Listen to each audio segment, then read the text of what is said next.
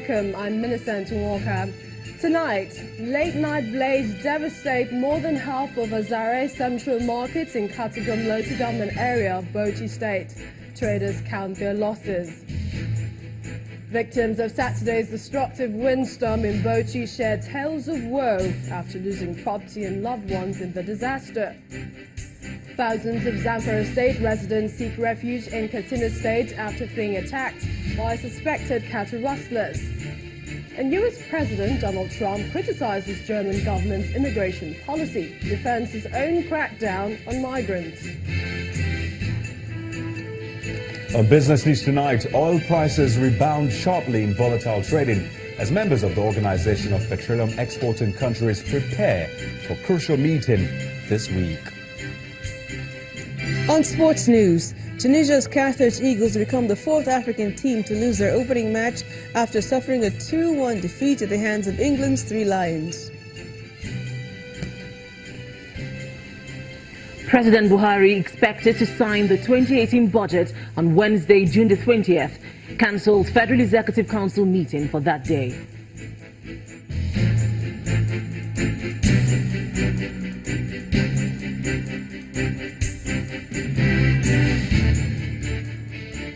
Let's begin tonight from Bauchi State, where less than 24 hours after a destructive windstorm hammered the state capital, more than half of Azare's central markets in Katagum local government area was razed by fire. The inferno is reported to have started around midnight, lasting up to 8 a.m. Although no life was lost, the traders are counting their losses as the blaze consumed most of their goods, estimated to be worth millions of naira. They say they had a difficult time putting out the fire because the Azare fire station has only one firefighting vehicle. It took additional support by water tankers from the palace of the Emir of Katagum and the College of Education in the area to put out the blaze. Azare Market is the oldest and only big market in the town.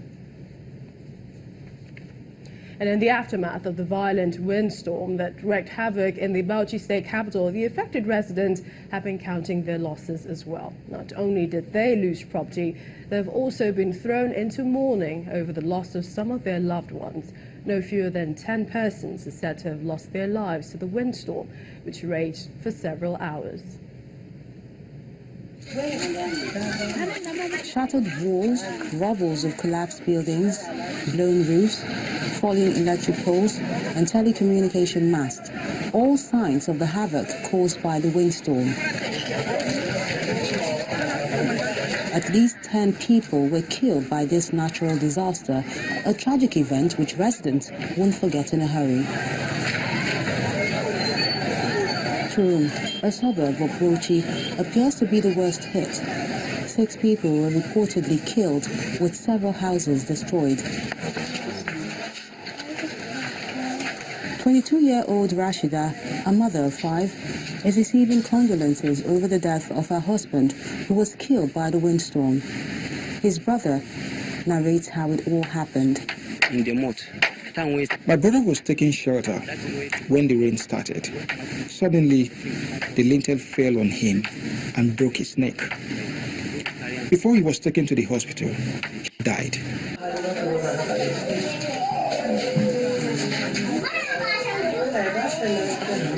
Mimuna is another victim. She lies helpless in this room after a building collapsed on her. She can no longer walk, and the family cannot afford the hospital bills. She manages to mutter some words. I cannot move anywhere from my waist down to my legs, and whenever I try to, I feel pains as if my waist is expanding. We don't even know how to repair our houses. All our belongings are outside. We don't even know what to do. We've been sleeping in a friend's house. Another sad tale is that of 12-year-old Khadija Usman. She too sustained injuries that affected her lower limbs.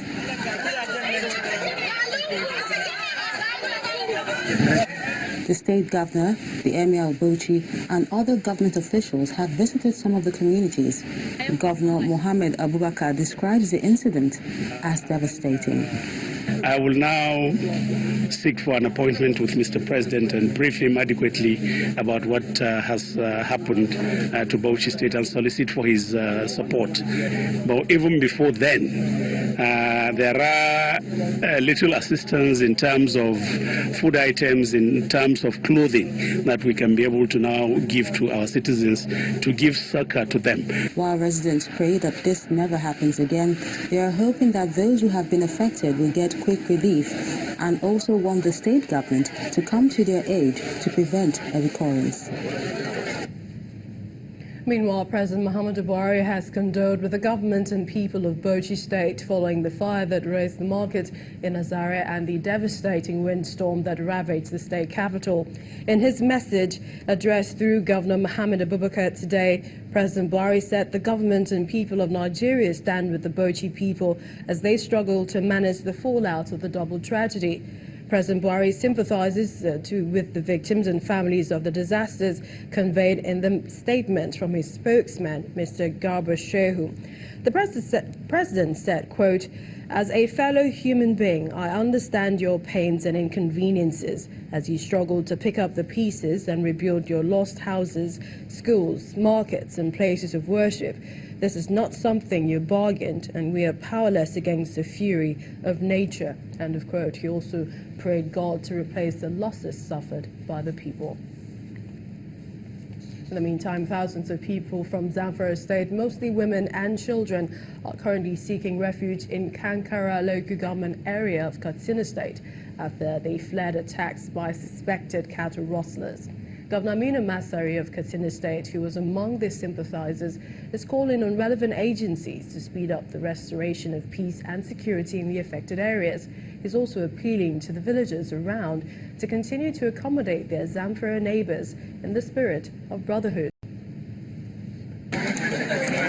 It's been a harrowing experience for the people of Dansabao village in Kankara local government area of Katsina State, a border town to Zamfara State, demarcated by a river.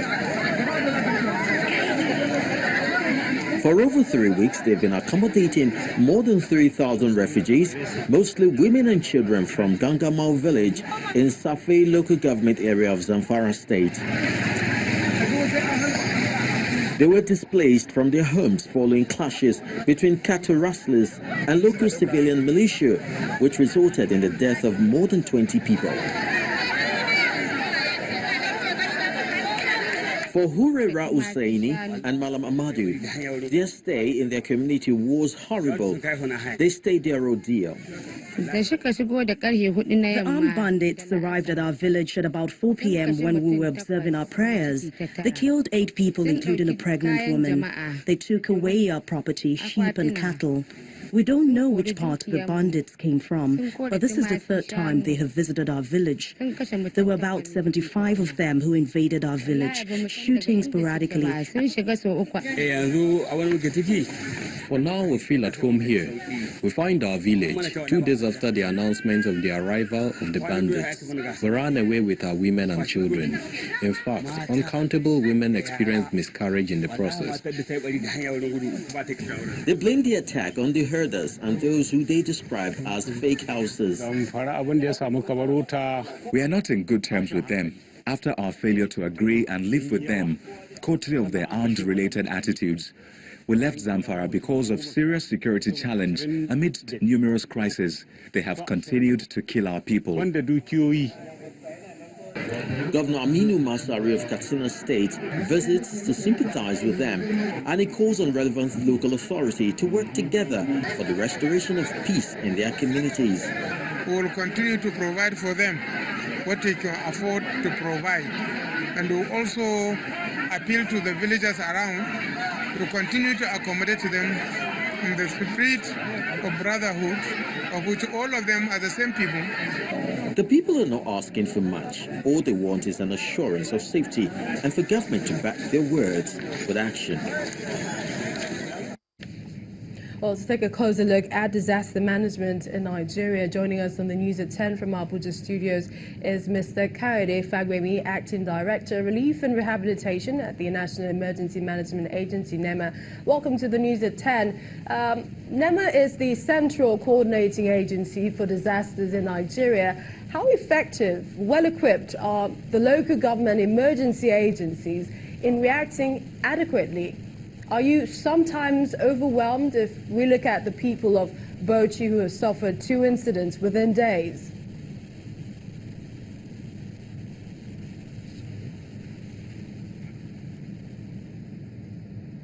If you can hear me, Mr. Fagbemi, NEMA appears to be the central coordinating agency for disaster. What's your take on how effective and well-equipped local government emergency agencies are to handling disasters? Okay, thank you very much. I couldn't hear clearly, but you are talking about what the disaster management agency is doing to handle disaster in Nigeria, if I got it correctly. Go ahead, yes, please. Okay. The National Emergency Management Agency was established to coordinate all other stakeholders. Disaster management is not a single agency's responsibility. That is why we have different types of disasters and we have this different type of responders. However, the National Emergency Management Agency works closely with the State Emergency Management Agency, which is also autonomous, to ensure that there is a coordination with other stakeholders in the management of disasters in Nigeria. So we are well equipped to handle all aspects of disaster management. We have the preparedness, we have the response, we have the recovery. So there is a disaster management cycle, and we are all well equipped to handle all aspects of the disaster management cycle. So you said you're well equipped, but how successful, really? Saying that we have all of these agencies in place, some people have said it might be a case of too many cooks and that sometimes the agencies are overwhelmed.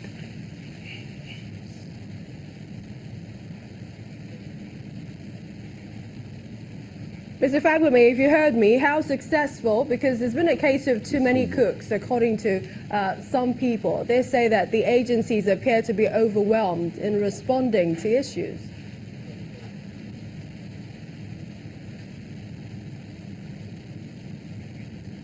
Oh dear, I hope Mr. Fagbemi can hear me.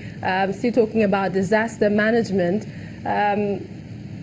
Tell us about emergency response from these agencies you talked about. Do you think that they are open, especially maybe looking at... Hello, Mr. Fagbemi? Oh dear, I guess we'll have to move on with the news and hopefully try to get a hold of Mr. Kayode Fagbemi on the issue. I'm not hearing. Well, the federal government has reiterated its commitment to making the country a friendlier, talking about more attractive environment for international arbitration. Well, this assurance was given at the opening ceremony of the 3rd International Chamber of Commerce ICC Regional Arbitration Conference that held in Lagos today. The government says it is poised to working with the arbitration community, the state judiciaries and other stakeholders to see an improvement in dispute resolution systems. Our judiciary correspondent, Shola Shirele, has more. The government and the practitioners. The 3rd ICC Africa Regional Arbitration Conference, hosted by Nigeria, predictably attracts international speakers, renowned arbitration experts, guests from the chambers of commerce, and members of the vibrant African legal community. There are more than 350 participants from 15 countries to do justice to topical discussions on the theme, the viability of international arbitration in Africa, thinking globally and acting locally. For arbitration to sustain a viability in Africa, each country on the continent must be prepared to create a welcome and enabling environment. The International Court of Arbitration is the world's leading arbitral institution. The president of the court says there is an increased need for young arbitrators on the continent. In 2017, less than 2% of the total population of arbitrators appointed or confirmed by the court came from sub-Saharan Africa. This is not a good statistic. The Nigerian government wants the ICC to do more to make African seats an attractive option, even as it highlights some of its plans to make the country more arbitration investment friendly. In the last 18 months, the Presidential Enabling Business Environment Council, which is chaired by the Vice President, has delivered impactful reforms, particularly also in the area of enforcement of contracts. We're in the middle of passing the CAMA. The Senate has already passed it, and we also hope to pass an omnibus bill later this year. So it's a robust intervention with all key stakeholders poised to deliver whatever is needed to make sure that you have the necessary support as the arbitration community in Nigeria. But what's the plan for young arbitrators? One of the things that the ICC has decided is that where they have sole arbitrator appointments and they have young arbitrators with domestic arbitration experience, sitting as an arbitrator in a domestic arbitration, they will use that ladder to propel them on the international scene. The ICC's annual Africa Conference is the key forum for dialogue on international commercial arbitration in Africa, providing indispensable updates on developments in the region. Shola Shayeli, Channels Television News. In part two, after the break, federal government pledges to make the country a friendly environment for international arbitration.